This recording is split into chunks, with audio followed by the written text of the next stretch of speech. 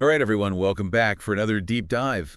This time, we're going to be looking at a really interesting story that you sent to us Oh, yeah. about Kurt Wolff and his investment, activist investment, I should say, in GameStop. And this Yes. is, of course, before all the meme stock stuff happened. Exactly. But we've got a lot of great sources here, financial documents, some press releases, articles, all sorts of things. Yeah, fascinating stuff. Yeah, so It really is. let's just kind of set the stage here. Hmm. Everyone's heard of GameStop, right? The world's largest video game retailer. Yep. But what a lot of people may not realize is they were already having some struggles even before the pandemic hit, right? Absolutely. And one of the most striking things, actually, just from the financial reports, is that GameStop's stock, it lost, get this, 85% of its value in the 5 years leading up to 2020. Wow. Which is, to put that in perspective, it was lagging behind not just the S&P 500, Right. but even its retail peers. Ouch. Yeah, Yeah. very difficult. Declining revenue, shrinking operating income. It just sounds like, things were not looking good. The writing was on the wall. Yeah. So Yeah. enter Kurt Wolff. Yes. Tell me about this guy. So Kurt Wolff, he is the founder of Hestia Capital, and he is what you might call a deep value investor. Okay. But he's not your typical kind of activist investor. He takes a long-term approach, focuses on strategic change. Okay. I like to think of him as an activist investor with builder's mentality. Oh, interesting. So he sees potential where others are seeing, Doom and gloom. doom and gloom. Yeah. Yeah. So what was it about GameStop specifically that made him kind of interested? So Wolff believed there was hidden value in GameStop. Okay. But he also saw a company that was plagued by what he saw as mismanagement and lack of strategic vision. He pointed fingers directly at the board, said they were stale, out of touch, lacking the expertise to really navigate this digital shift that was happening in gaming. He did not mince words. No, he did not. So what specifically was he taking issue with? One of his biggest criticisms was that the board had too much retail experience. Ironic. Yeah, very ironic, right?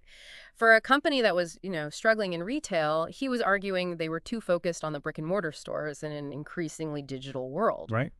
He also raised concerns about their lack of ownership in the company, suggesting that their interests weren't aligned with those of the shareholders. Okay. So he's seeing some problems here. Yeah. What was his plan of attack? What did he do? So Wolff teamed up with another firm called Permit Capital to form something called a stockholder group, and that gave them a sizable ownership stake in GameStop. Okay. They then launched a very public campaign, sending letters to the board, holding investor presentations, engaging with the media. Wow. Really full court press here. Yeah, I can imagine that ruffled some feathers. So what were they demanding from GameStop? They had a three-pronged approach. First, they wanted a major board refresh to bring in some new blood, people with more relevant experience in the digital space. Second, they called for drastic cost-cutting measures, particularly these what they called bloated SG&A expenses. And for those of us at home who don't know. Yeah, so SG&A, it stands for selling, general, and administrative expenses. Okay. Basically, they wanted to streamline operations, Right. make the company more efficient. Makes sense. So that's two prongs. What was the third? Third was that they were pushing for executive compensation reform, arguing that executive pay needed to be more closely tied to shareholder value creation. Okay. So really trying to incentivize management to focus on the long-term growth and profitability. So big changes, big sweeping changes across the board. Big changes, yeah. What was GameStop's initial reaction to all of this? So it seems they weren't entirely dismissive. In Okay. 2019, they reached what's called a cooperation agreement with Wolff's stockholder group. Sounds like a step in the right direction. It does. Did it actually lead to any concrete changes? It did. So GameStop agreed to appoint 2 new independent directors to the board, which, brought in some fresh perspective, but Wolff and Permit weren't totally satisfied. They saw it as a positive step, but argued it wasn't enough to address the company's deeper problems. They weren't letting up, huh? Nope. Did they have a point? I mean, Well, despite these changes, GameStop's stock, it continued to underperform. They consistently missed their own guidance, which further eroded investor confidence, and it just seemed to kind of validate Wolff's concerns that more drastic action was needed. right. It's like, I told you so at that point. Right. Okay, so all this is pretty intense stuff. Yeah. And then 2020 hits and things really change. Oh, yeah. And that's where we'll pick up next time. So 2020, right. Pandemic. Oh, yeah? The world was in the throes of this pandemic, and, businesses everywhere are trying to figure out how to adapt, and GameStop had their own, unique set of challenges. Right, the pandemic threw everybody for a loop. What was their response? Well, they made a decision, a pretty controversial one, that, put them in the hot seat. Initially, they decided to keep their stores open, Right. declaring themselves an essential business. Seriously? With lockdowns and everything, that seems pretty risky. It was a risky move. The sources you've provided don't really get into the specifics of, their rationale behind that decision. Right. But you can imagine there was a lot of backlash. Oh, I'm sure. Employees were feeling unsafe. The public was outraged. The media was having a field day criticizing GameStop, Yeah. saying they were putting profits over people. Yeah, I remember that. It was not a good look for them. It was a PR nightmare. So did they ever back down? They did, but the damage was already done. Right. They were forced to close stores eventually. Yeah. But their reputation, it definitely took a hit. Yeah. And social media was just, on fire. Yeah, it was a classic case of misreading the room, it sounds like. You could say that. So amidst all of this chaos, what was Kurt Wolff's take on this whole situation? Well, he saw it as further evidence that, this board, they weren't providing good leadership. Right. And it was just a sign that his campaign for change was more critical than ever. So he actually doubled down on his efforts. He didn't let up. No, he did not. What did he do? So in 2020, he and Permit Capital, they filed additional proxy statements. Okay. And this time they were seeking to replace 2 long-tenured directors on the board.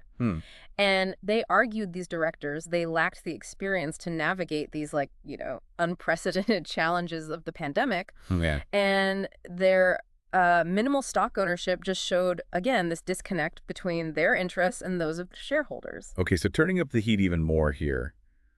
Were they just criticizing, or did they actually have any alternative solutions they were proposing this time? Oh, yeah. Wolf, he wasn't just about criticizing. Right. He presented pretty detailed plans for reducing SG&A expenses again, improving capital allocation, so basically making smarter decisions about where to invest the company's money. And he really wanted to refocus GameStop on its core gaming assets, right? Right. So really kind of laying out this roadmap for how to turn the company around. So he had a vision. He had a real vision for this company, it sounds like. It seems so. So did he manage to get those directors replaced? Sadly, no, he did not. Despite all their efforts, they were unsuccessful. Wow. The old guard, they held on to power. It's a shame they weren't able to make those changes. Feels like a real missed opportunity, especially considering what happened next. It's true.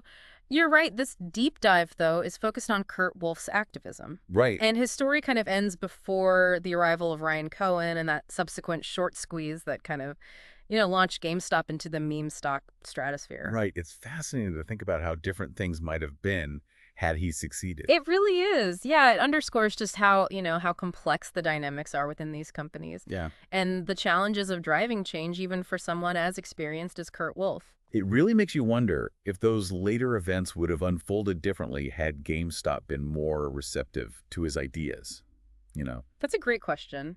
It really highlights just the unpredictable nature of the market. Yeah. And the ripple effect that these seemingly, small decisions can have.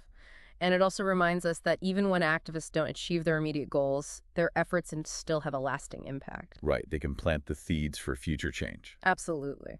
So where do we go from here? We've dug deep into this story of corporate activism, a company in transition, a glimpse into, pre-meme stock, GameStop. What stands out to you? I think the biggest takeaway for me is just the critical role that activist investors play in holding companies accountable. They challenge the status quo, they push for better governance, they often force companies to really confront their weaknesses and adapt to changing times. Right. They may not always win every battle, but their voices, they spark these really important conversations, and in some cases, they can even pave the way for, future transformation. That's a great point, because it's easy to forget that behind all the headlines and the stock prices and all that, there are real people with real ideas who are trying to shape the direction of these companies. And sometimes those individuals like Kurt Wolff can be a real driving force for change, even if their efforts don't always lead to, immediate victory. All right, so listener, we've journeyed through this fascinating chapter of GameStop's history, exploring Kurt Wolff's fight for change, offering you a glimpse behind the scenes of corporate activism. But as with any good story, This one leaves us with some, lingering questions. We've seen how GameStop, was having trouble keeping up with that shift to digital gaming and how Kurt Wolff really tried to shake things up. It makes you wonder, what does the future hold for companies like GameStop, right, in this world that's becoming increasingly digital? Yeah, that's the million-dollar question, isn't it? And it's one that goes beyond just GameStop. I mean, think about all the industries that have been disrupted by, digital technology, Yeah, music, movies, retail. it's happening everywhere. It's a constant evolution, right? Yeah, it feels like every industry is having that, adapt or die moment. Right. So what do you think? Can a company like GameStop, with its roots in these physical stores, really find a way to thrive in this new digital world? Well, it's a challenge, but I don't think it's impossible. Hmm. There are a few paths they could take. They could double down on their efforts to become like a community hub for gamers, Okay. like a place where people can connect and compete and, experience gaming in a way that you just can't online. Yeah, I like that idea. Right. Kind of like, I don't know, like a gaming cafe meets a community center. Yeah, exactly. Yeah. They could host tournaments, offer exclusive merchandise, create a space that's really about the social aspect of gaming. They could even explore like partnerships with esports organizations or streaming platforms. That's interesting to think about how they could leverage that existing brand and customer base to create something new and exciting. Right, exactly. But let's be honest, it's not going to be easy, right? No, it won't. I mean, they're facing some pretty stiff competition from online retailers and digital distribution platforms. Yeah, absolutely. It's tough out there. Yeah, they're going to have to be creative, innovative, and, really willing to take some risks to make that happen. Yeah, they've got to be bold. Yeah. So speaking of risks, there's another path they could take, one that's maybe a little bit more unconventional. Oh, I'm intrigued. Tell me more. Okay, what if they embrace the chaos?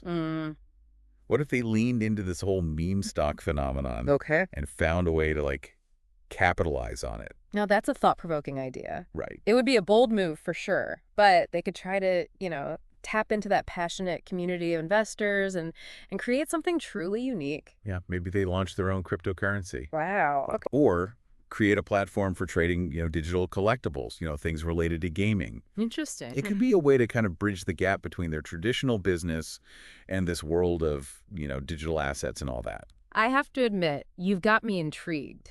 It would definitely be a gamble, but it could be, a potentially lucrative one if they played their cards right. Right. Big risk, big reward. Exactly. And it would be, I think, a fascinating case study, actually, in how to really adapt and evolve in the face of all this disruption we keep talking about. So, listener, what do you think?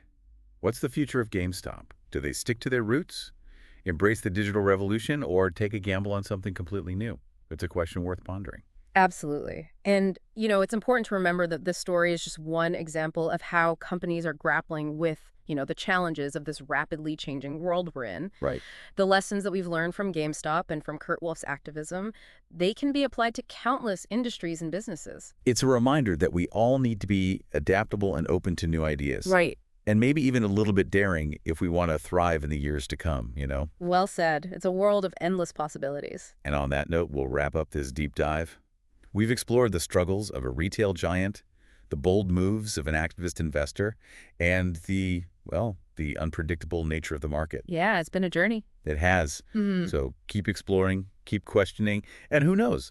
Maybe you'll be the one to uncover the next big disruption or come up with the innovative solution that, changes an entire industry. That's what we like to hear. Until next time, stay curious.